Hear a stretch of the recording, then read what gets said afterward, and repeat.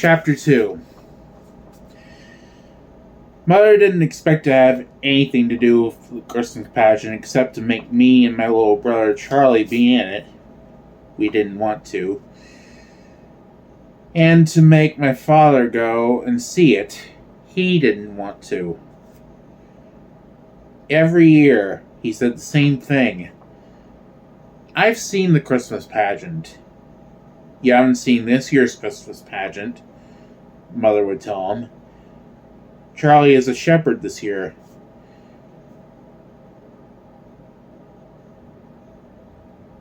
Charlie was a shepherd last year. No. You go on and go. I'm just going to put on my bathrobe and sit by the fire and relax. There is never anything different about the Christmas pageant. There is something different this year, Mother said. What? Charlie is wearing your bathrobe.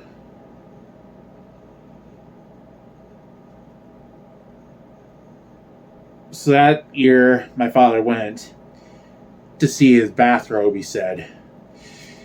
Actually, he went every year, but it was always a struggle. And Mother said that it was her contribution to the pageant getting my father to go to it.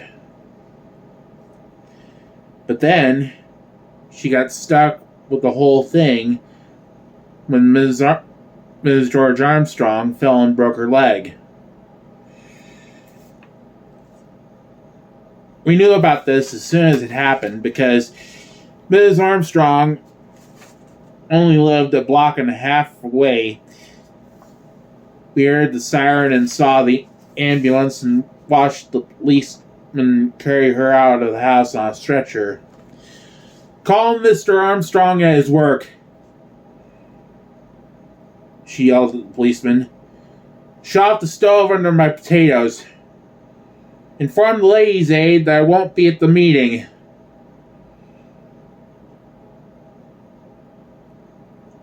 One of the neighbor women called out, Helen, are you in much pain?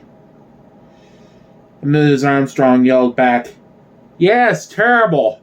Don't let those children near my privet hedge.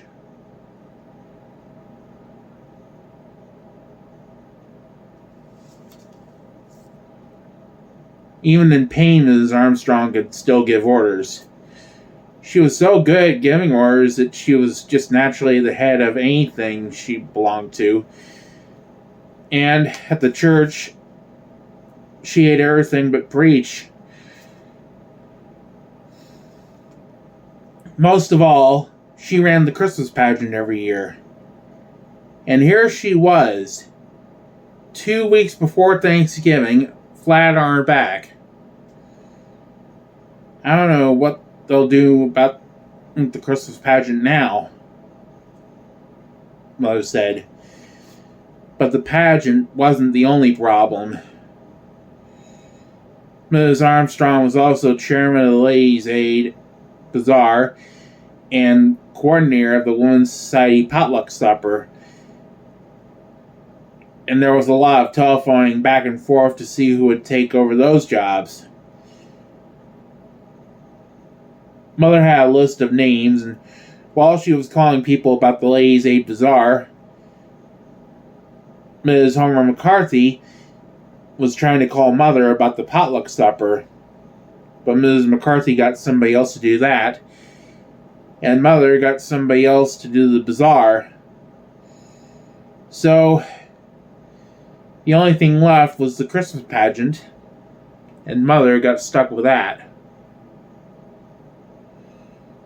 I could run the potluck supper with one hand tied behind my back, Mother told us. All you have to do is make sure everybody doesn't bring meatloaf. But the Christmas pageant...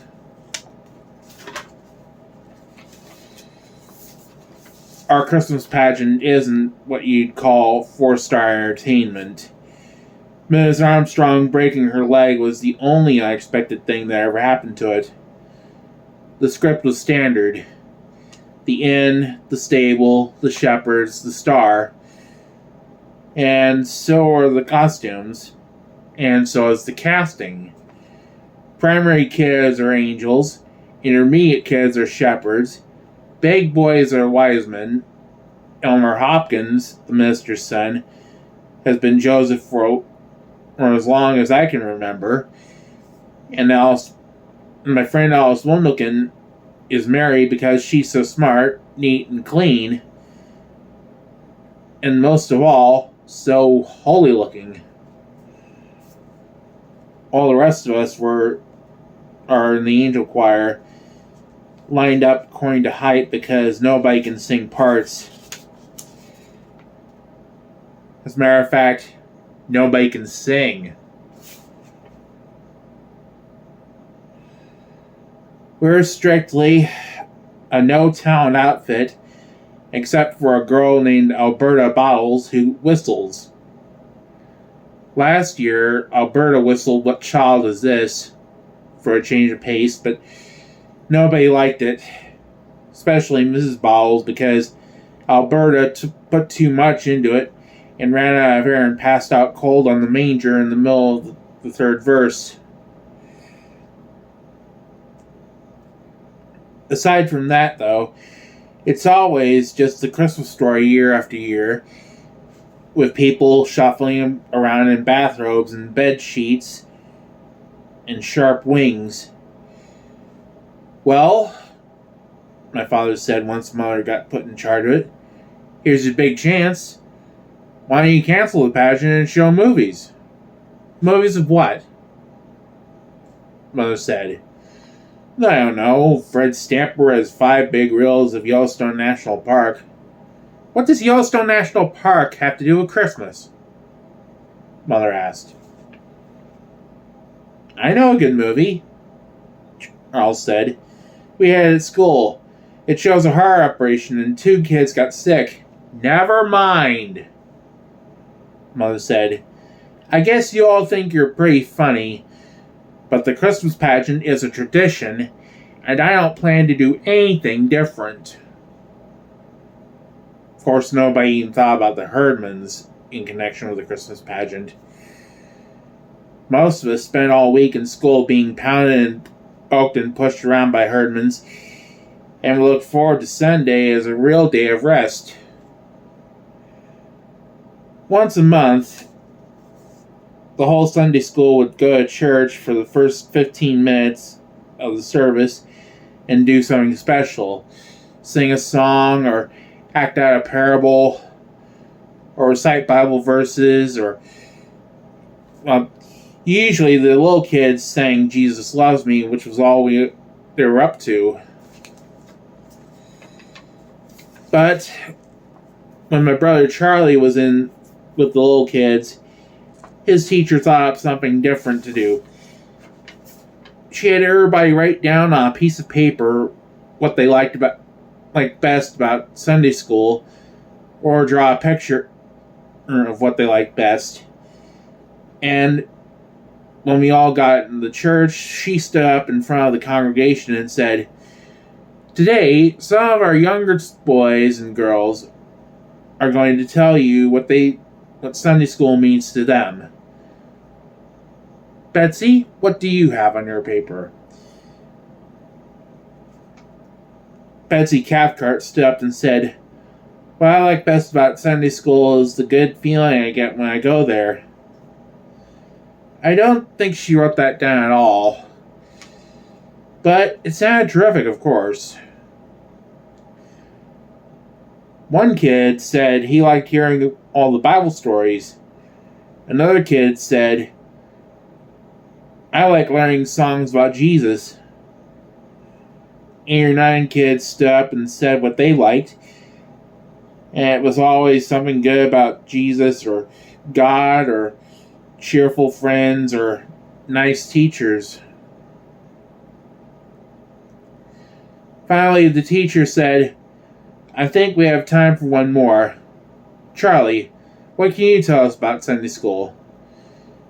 My little brother Charlie stood up, and he didn't even have to look at his piece of paper. "What I like best," about Sunday school, he said, is that there aren't any Herdmans here. Well, the teacher should have just stuck with Jesus loves me, because everybody forgot all the nice churchy things the other kids said and just remember what Charlie said about the Herdmans. When we went to pick him up after church, his teacher told us, I'm sure there are many things that Charlie likes about Sunday school. Maybe he will tell you what some of them are. She smiled at all of us, but you can tell she was really mad. On the way home, I asked Charlie, what are some of the other things you like that she was talking about? He shrugged. I like all the other stuff, but she said to write down what we like best, and what I like best is no Herdmans.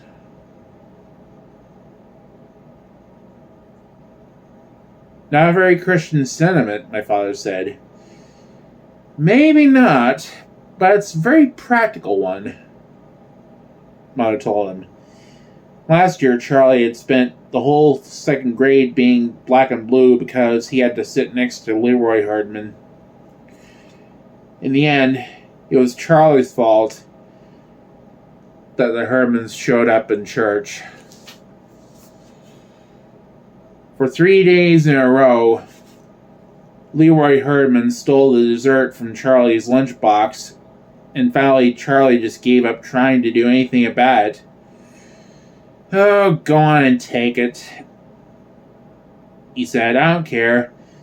I get all the dessert I want in Sunday school. Leroy wanted to know more about that. What kind of dessert? He said. Chocolate cake, Charlie told him, and candy bars and cookies and Kool-Aid. We get refreshments all the time, all we want. You're a liar, Leroy said. Leroy was right. We got jelly beans at Easter and punch and cookies on Orange Day, and that was it. We get ice cream too, Charlie went on, and donuts and popcorn balls. Who gives it to you? Leroy wanted to know. The minister. Charlie said. He didn't know who else to say. Of course, that was the wrong thing to tell the Herdmans if he wanted them to stay away. And sure enough, the very next Sunday, there they were, slouching into Sunday school, eyes peeled for the refreshments. Where do you get the cake? Ralph asked Sunday school superintendent. Mr. Gray said, Well, son, I don't know about any cake, but they're collecting food packages out in the kitchen. What he meant was the canned stuff we brought in every year as a Thanksgiving present for the orphans' home. It was just our bad luck that the Herdmans picked that Sunday to come, because when they saw the cans of spaghetti and beans and grape drink and peanut butter, they figured there might be some truth to what Charlie said about refreshments. So they stayed. They didn't sing any hymns or say any prayers, but they did make a little money. Because I saw Imogene snake a handful of coins out of the collection basket when it went past her. At the end of the morning, Mr. Gray came to every class and made an announcement. We'll be starting rehearsal soon for our Christmas pageant, he said.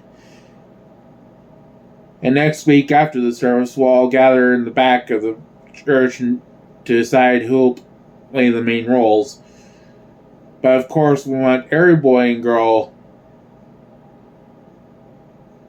in our Sunday school to take part in the pageant, so be sure your parents know that you'll be staying a little later next Sunday. Mr. Gray made this same speech every year,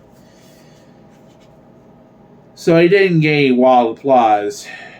Besides, As I said, we all knew what part we were going to play anyway. Alice Windleton must have been a little bit worried, though, because she turned around to me with this sticky smile on her face and said, I hope you're going to be in the angel choir again.